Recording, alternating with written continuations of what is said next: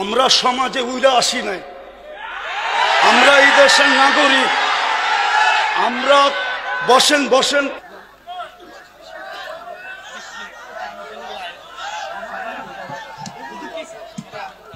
সময় নাই আমার কাছে, আপনি বসেন, আমার কাছে সময় নাই। রাখেন রাখেন, আমরা সমাজে উইরা আসি নাই, আমরা এই দেশের নাগরিক। আমরা বসেন বসেন, আমরা ট্যাক্স হোল্ডার নাগরিক, ট্যাক্স দেই আমরা, ট্যাক্স। আমরা ট্যাক্স ছাড়া এই দেশে থাকি না। আপনারা বসেন, আপনারা বসেন। আমাদের দেশের কালচার এটা হয়ে গেছে, সবাই হুজুরদের কথা বলে কিন্তু হুজুরদেরকে আন্ডার এস্টিমেট করে। আমি পায়ে হাত দিয়া বলবো, আমাকে কেউ আন্ডার এস্টিমেট করেন না। আপনারা আমাকে চিনেন না, আমার পরিচয় জানেন না। বসেন, আপনারা বসেন, আপনারা বসেন। আমার পরিচয় আপনারা জানেন না, আপনারা আমাকে আন্ডার এস্টিমেট করেন না। আমরা সর্ব ওয়াজ মাহফিলে এটা ভুগতেছি আজকে 16 বছর ধরে না। আমরা জন্ম থেকে জ্বলছি কেন? আমি কিন্তু ওয়াজ মাহফিলে আসি, আমরা অনুদান দিয়ে সার্বিক সহযোগিতা করে এখানে এসে দাঁড়াই। আর অনেক সবার কথা বলছি না, অনেক বক্তা আছে অর্থের বিনিময়ে এখানে আসে। বিচার করতে হবে। একজন সমাজবাসী, সমাজপতি, সমাজের যে কমিটি, সে যতটুকু এই সমাজের কল্যাণের কাজ করতে পারবে, একজন ইমাম কিন্তু পারে না। সে তো ইমামের দায়িত্ব নিয়ে বসে আছে, কেন পারে না? আমাদের সভাপতি সাহেব, আপনাদের সভাপতি সাহেব এটা একটু ত্রুটি করেন নাই। আমার বিশ্বাস পরিপূর্ণ দিক নির্দেশনা হয়ে গেছে। আমার হাতেও সময় নাই, বিদায় আমি আশা করি আমার পরে যিনি আসে উনি আপনাদের সামনে কথা রাখবেন, শেষ পর্যন্ত কথা বলবেন। আমি শুধু আপনাদের জন্য দোয়া করব। আর সভাপতি সাহেব যেই কথাগুলা বললেন ওইগুলাই আমাদের পাথেওর জন্য যথেষ্ট, কেননা ওনারা আমাদের দেশের কর্ণধার। ওনাদের কৃপাই আমরা বেঁচে আছি। ওনাদের কৃপা যদি না থাকতো তাহলে হয়তো আমরা দেশে থাকতেও পারতাম না, বা দেশে থাকতামও না। কোথায় থাকতাম আল্লাহই জানে। বিদায় আমি কথা লম্বা করতে চাইতেছি না, আমিও আপনাদের কাছ থেকে বিদায় নিতেছি। আমার পরে যেই বক্তা উনি আসবেন, আমি আপনাদের কাছে অনুরোধ রাখব যে আপনারা ওনার কথা শুনবেন এবং দোয়া পর্যন্ত বসবেন, তারপরে এটাকে পরিসমাপ্তি ঘটাবেন। বলে আমি আমার কথা শেষ করলাম। ওমা আলাইনা ইল্লাল বালাগ।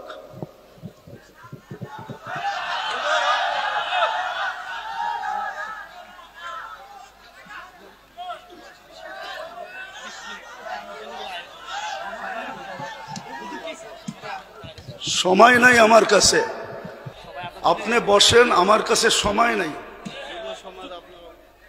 রাখেন রাখেন, আমরা সমাজে উইরা আসি নাই, আমরা এই দেশের নাগরিক। আমরা বসেন বসেন, আমরা ট্যাক্স হোল্ডার নাগরিক, ট্যাক্স দেই আমরা, ট্যাক্স। আমরা ট্যাক্স ছাড়া এই দেশে থাকি না। আপনারা বসেন, আপনারা বসেন। আমাদের দেশের কালচার এটা হয়ে গেছে, সবাই হুজুরদের কথা বলে কিন্তু হুজুরদেরকে আন্ডার এস্টিমেট করে। আমি পায়ে হাত দিয়া বলবো, আমাকে কেউ আন্ডার এস্টিমেট করেন না। আপনারা আমাকে চিনেন না, আমার পরিচয় জানেন না। বসেন, আপনারা বসেন, আপনারা বসেন। আমার পরিচয় আপনারা জানেন না, আপনারা আমাকে আন্ডার এস্টিমেট করেন না। আমরা সর্ব ওয়াজ মাহফিলে এটা ভুগতেছি আজকে 16 বছর ধরে না। আমরা জন্ম থেকে জ্বলছি, যেটা বাংলাদেশের প্রবাদ বাক্য, আমরা জন্ম থেকে জ্বলছি। জন্ম থেকেই জ্বলা। আর কতদিন? আপনাদের পায়ে হাত দিয়ে বলি বসেন, আওয়াজ করবেন না, কেউ আওয়াজ করবেন না। আমাদের সময়ের দাম আছে, আমাদের সময়ের দাম আছে এরকম যে আমাদের সময়ের দাম নাই, বা আমাদের এইটা কইরা খাইতে হবে এরকম কোনো জরুরি না যে আমাদের ওয়াশ করেই খাইতে হবে। আমাদের খাওয়ার অনেক ব্যবস্থা আল্লাহ রেখা দিছে। যেই আল্লাহ আমাকে জন্ম দিছে উনি আমার খাওয়া তৈরি করেন নাই না, খাওয়া ছাড়া আমাকে দুনিয়াতে পাঠায় দিছে যে আমাদেরকে এইভাবে কইরা খাইতে হবে। আপনাদের পায়ে হাত দিয়া বলি, আওয়াজ করবেন না। বাস আমি যেটা বলছি সভাপতি সাহেব আমাদেরকে দিক নির্দেশনা ভালোই দেখাইছেন, খারাপ না, কিন্তু আমি আপনাদেরকে বলতেছি আমার হাতে সময় নেই, আমার আরেকটা প্রোগ্রামে যেতে হবে। আমার এইখানে লেখা আছে 9টা, দেখেন যদি লেখা না থাকে। এখন বাজে কয়টা বলেন তো আপনারা? হ্যাঁ, আপনারা আপনাদের লেখার উপরে আন্তরিক না? আন্তরিক না? আপনারা তো আন্তরিক না। আপনারা আমাকে 9টার সময় দিতে পারেন নাই। আপনারা এখন বাজতে শেষ 35 মিনিট আপনারা আমার লস করছেন। বিদা আমি আপনাদেরকে সময় দিব কোত্থেকে? আমার তো ছিল 9টার থেকে আমি 10টা দিব আপনাদেরকে 1 ঘন্টা। আমার মিশনই তো এই যুবকদেরকে নিয়ে খেলা। আমি তো যুবকদেরকে নিয়েই খেলি। যুবকদেরকে তো আমরাই তৈরি করছি। আমি যদিও দেশের স্বাধীনতা দেখি নাই, আমি দেখব কোত্থেকে? ওই 4 তারিখের রাত্রে তো আমি ইংল্যান্ড থেকে কানাডায় যেতেছিলাম। আমি তো জমিনেই ছিলাম না, 39,000 ফিট উপরে ছিলাম। নামার পরে আমি শুনছি দেশ স্বাধীন হয়ে গেছে। ওই দিন থেকে আমার দিলে জন্ম নিছে। আর আমি জানি আমার দেশের যুবক নিয়ে কোথায় রিচার্জ চলতেছে। আমার দেশের কয়জন বলতে পারবে এটা আমি জানি না, কিন্তু আমি জানি আমার দেশের যুবকদেরকে নিয়ে কোথায় রিচার্জ চলতেছে, কোন কোন দেশে বাংলাদেশের যুবক নিয়ে রিচার্জ চলতেছে। যে একটা দিন ছিল স্বপ্নে ভাবতে পারতো না। স্বপ্নে যদি কেউ কাজ করা ভাবতো যে উনি স্বপ্নে ভাবতেছে ঘুমের ভিতরে যে কাজ করা ফেলবে, তো উঠা দেখছে হ্যান্ডকাপ নিয়ে দাঁড়ায় আছে। যদি জিজ্ঞাসা করে হ্যান্ডকাপ, বলে তুমি তো স্বপ্নে দেখতেছিল না সরকার কাজ করবা, আমরা টেকনোলজির মাধ্যমে জেনে ফেলছি, বিদায় তোমার হাতে হাত করি পড়াইতে চলে আসছি। আমার দেশের যুবকরা স্বাধীনতা আইনা দিছে। যুবকরা যদি না দাঁড়াইতো আরো 50 বছরের ভিতরে কারো স্বাধীনতা আনার ক্ষমতা ছিল না। বিদায় আমার যুবকদেরকে নিয়ে কোথায় রিচার্জ চলতেছে আমি জানি। আমি জানি পেন্টাগনের কোন কামরায় রিচার্জ চলতেছে। পেন্টাগন চিনো তোমরা? হ্যাঁ, পেন্টাগন তো চিনো না, ঠিক না? কোন কামরায় পেন্টাগনে রিচার্জ চলতেছে বাংলাদেশের যুবক, এগুলা কি? বিদায় আমার মিশনই হলো যুবক নিয়ে খেলা। নাইলে আমি গত বছর এখানে আসছিলাম রাত্র 1টার সময়। আমি জানছি আমি এইখানে আসবো কয়টায় জানেন? 8টার সময় জানছি আমি এইখানে আসবো। যদি আমি জানতাম তো আমি আসতাম না। কসম খোদা, আমাকে কেউ নিয়ে আসতে পারতো না। আমি জানছি 8টার সময় যে আমি এইখানে যেতেছি, কিন্তু আমি এর আগে জানতে ছিলাম আমি আরেকটা মার্কেট আছে ওইদিকে। কি মার্কেট জানি? সুলতান মার্কেট যাব, কিন্তু আমাকে বাইপাস করে এখানে নিয়ে আসছে। আমি জানলে আসতাম না, আমার আসার ইচ্ছা ছিল না। সময়টা অনেক চলে গেছে।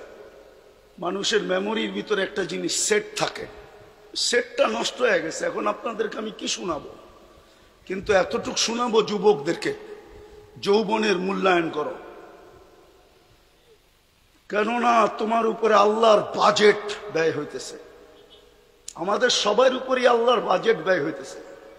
যতই ব্যক্তিত্ব দেখাই না কেন, যদি আল্লাহর কাছ থেকে পানির দামে অক্সিজেন কিনতে হতো তাহলে ডেলি 16,500 টাকা বিল দিতে হতো, মাসে 4,95,000 টাকা বিল দিতে হতো। এই এলাকায় বাড়ি আর ঘর আর বিল্ডিং কারো লেংটি পর্যন্ত থাকতো না, লেংটি। বিদায় তোমাদের পায়ে হাত দিয়ে বলি যৌবনটাকে মূল্যায়িত করো। অমূল্য রত্ন আল্লাহ দিছেন।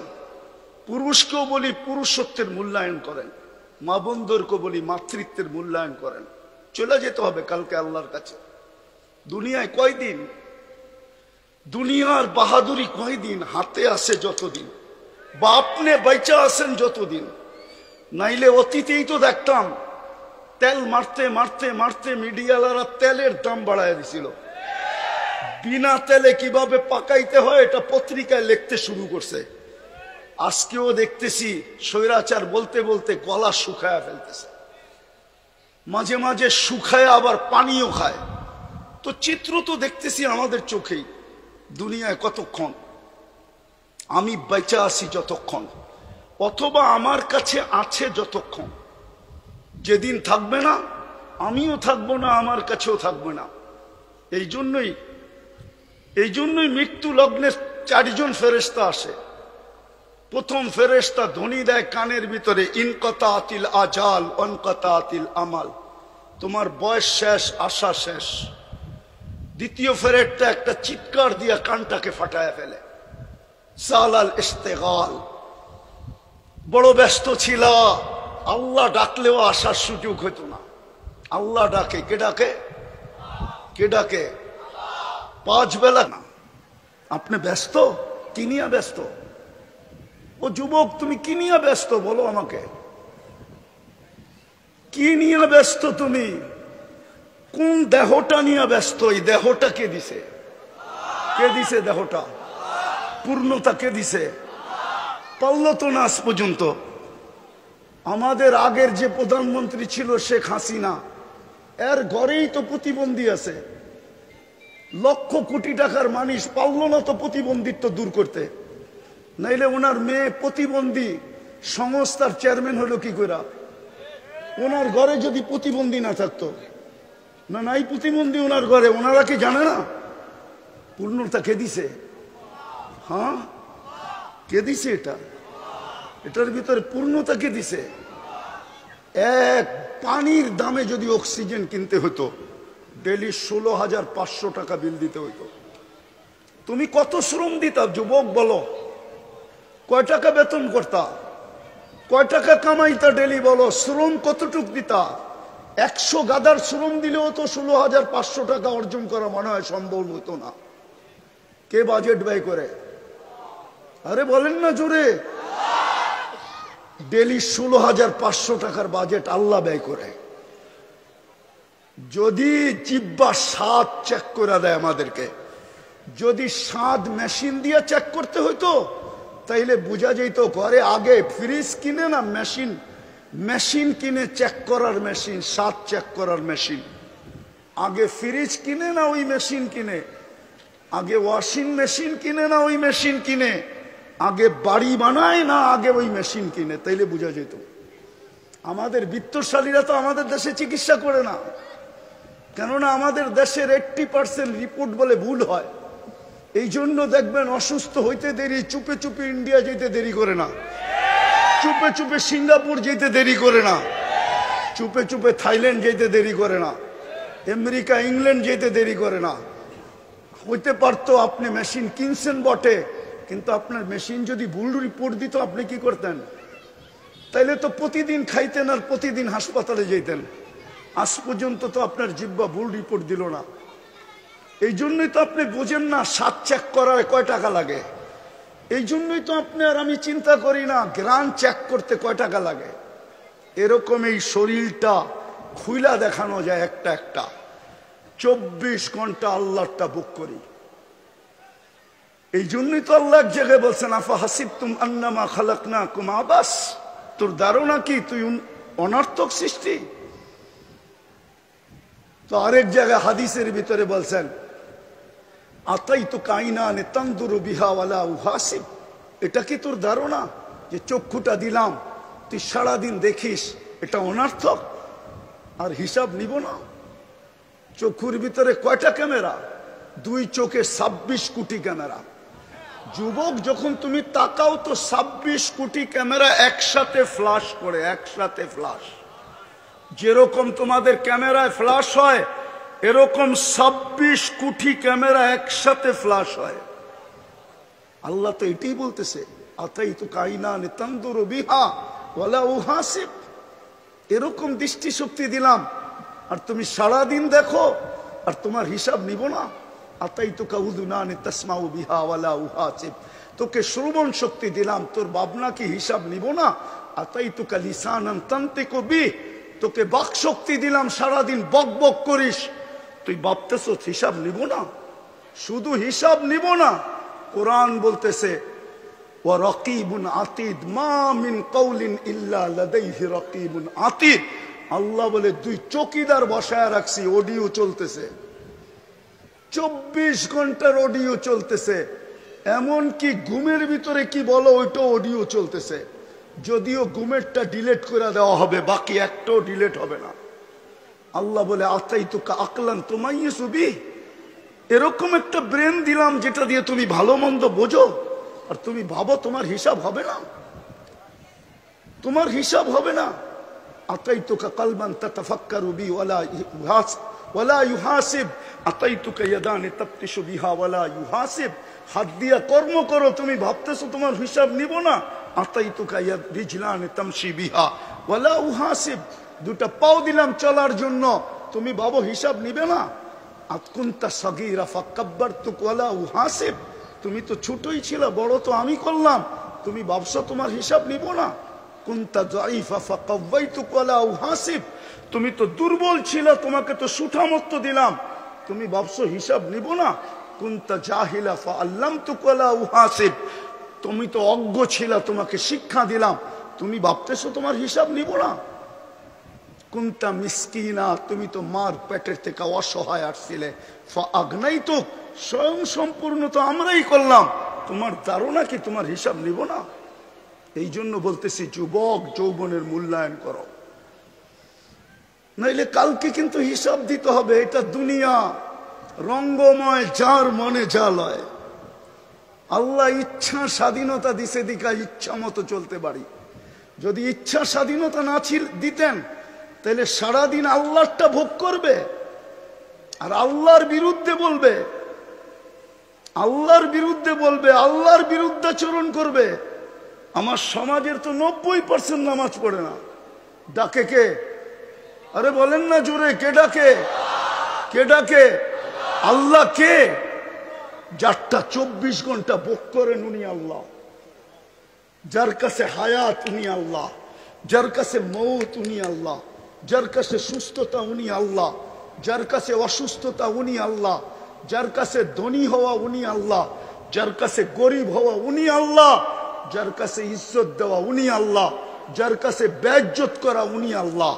ইচ্ছা করলে সকালের ধনীকে বিকালে ফকির বানাইতে পারে, ইচ্ছা করলে বিকালের ফকিরকে সকালে ধনী বানাইতে পারে। উনি আল্লাহ। শুধু এইখানেই শেষ না, দুনিয়া ভাবে কিছু, আল্লাহ ভাবে কিছু। দুনিয়া ভাবে কিছু, আমরা আল্লাহ ভাবে কিছু। হ্যাঁ, দুনিয়া ভাবতে ছিল কিছু, আল্লাহ ভাবতে ছিল কিছু। আল্লাহ যেটা চায় ওইটাই হয়। তো ওই আল্লাহ ডাকে, শুধু এইখানেই শেষ না, 99 পদের মালিক আল্লাহ ডাকে। 99 পদের মালিক আল্লাহ ডাকে। তর্জমা তো দেখে না, খালি নিজেরটা দেখি, আল্লাহর পরিচয় তো দেখি নাই। এই মজমা এক যুবকও নাই যে 99 নামের অর্থ দেখছে। এই স্টেজেও কেউ নাই 99 নামের অর্থ দেখছে। কোত্থেকে আল্লাহ চিনবে? অফিসের সামনে তো পদবি লেখা থাকে, এই পোস্টারেও তো পদবি লেখা আছে পরিচয় হিসাবে। আল্লাহও তো নিজের পরিচয় দিছে 99 নাম দিয়া, হুয়াল্লাহুল্লাযী লা ইলাহা ইল্লাহু। আল্লাহ নিজের পরিচয় দিছে, আমি আল্লাহ কে ভালো মতে দেখ, তাইলে তোর বিবেকের পর্দা খুলবে, নাইলে একদিন দুনিয়ার জীবন শেষ হয়ে যাবে। আজকে সূর্য এই এলাকায় বলতে বলতে ডুবছে, লান আউদ ফি হায়াতিকা আবাদা। হতে পারে কালকে তোমরা কেউ আমাকে উঠতে দেখবে না।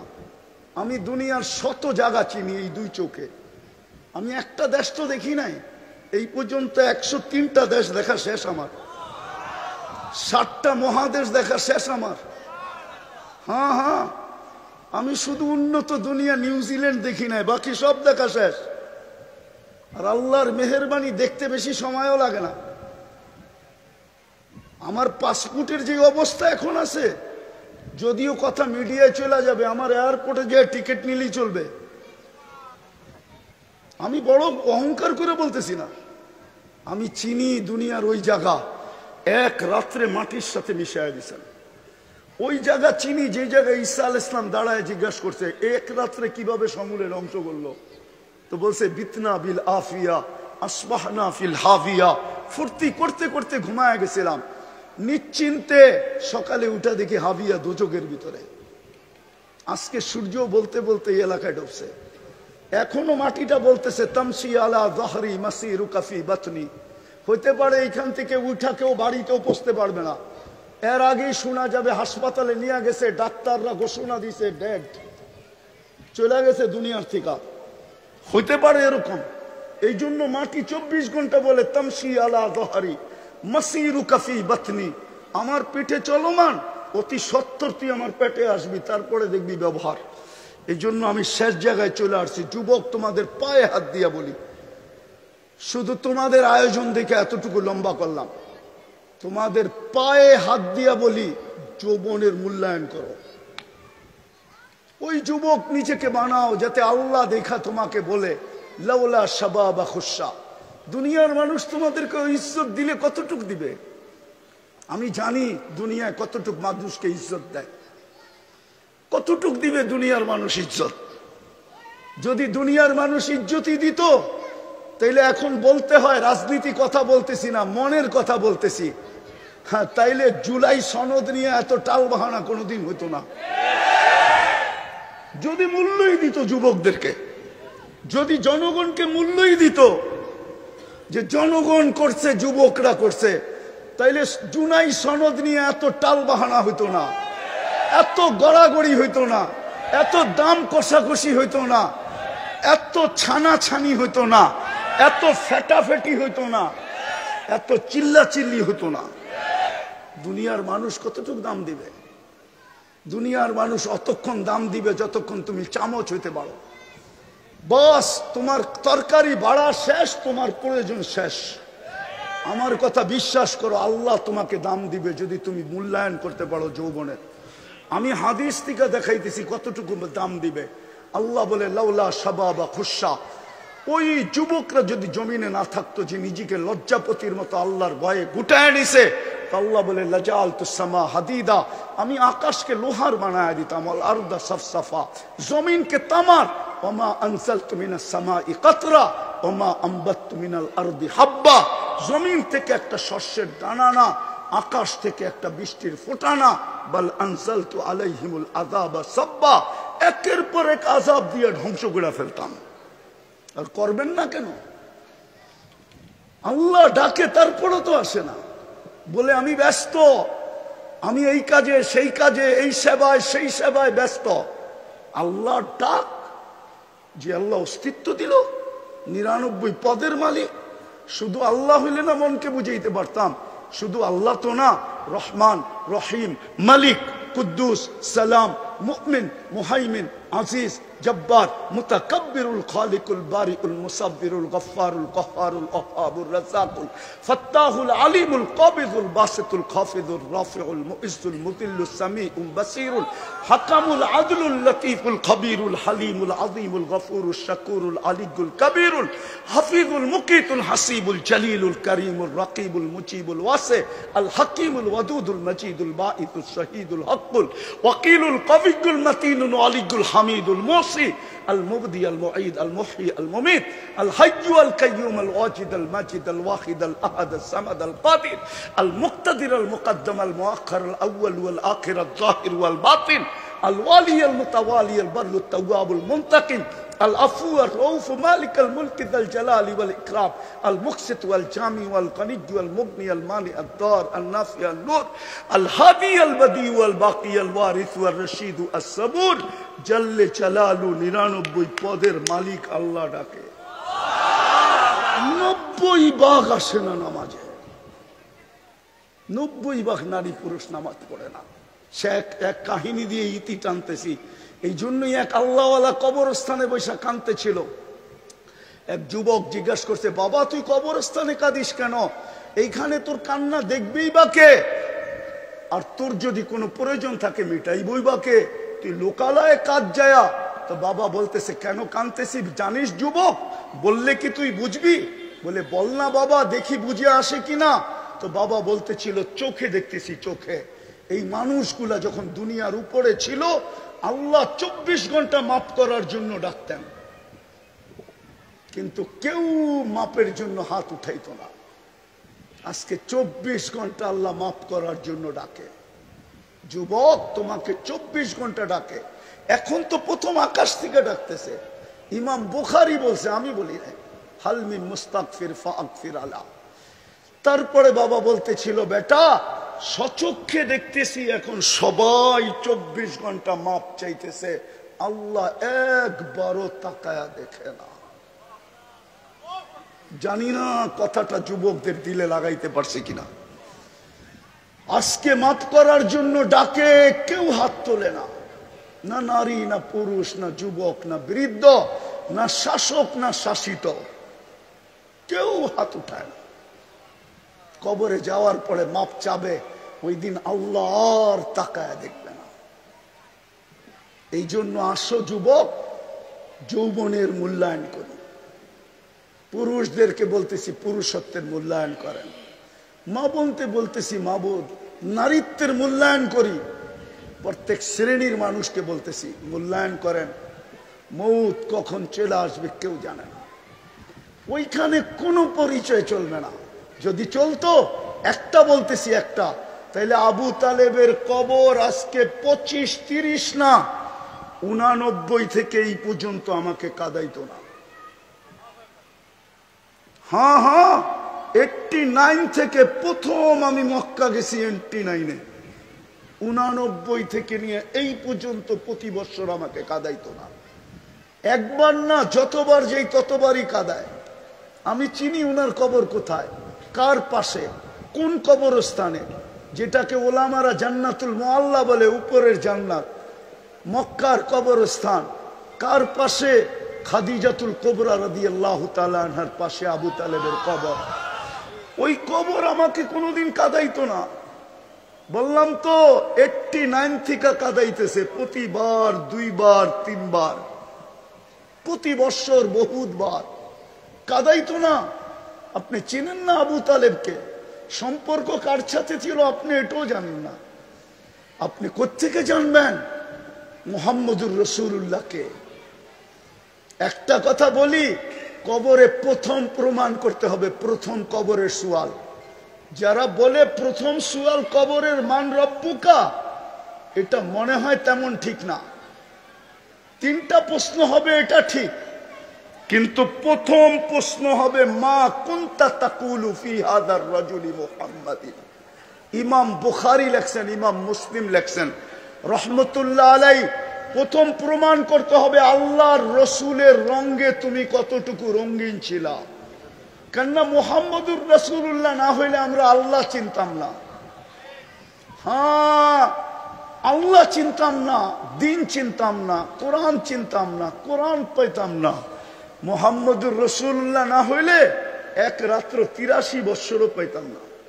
এক রাত্র যে 83 বৎসরের ইবাদত, এত বড় মর্যাদা আমাদের কপালে জড়তো না।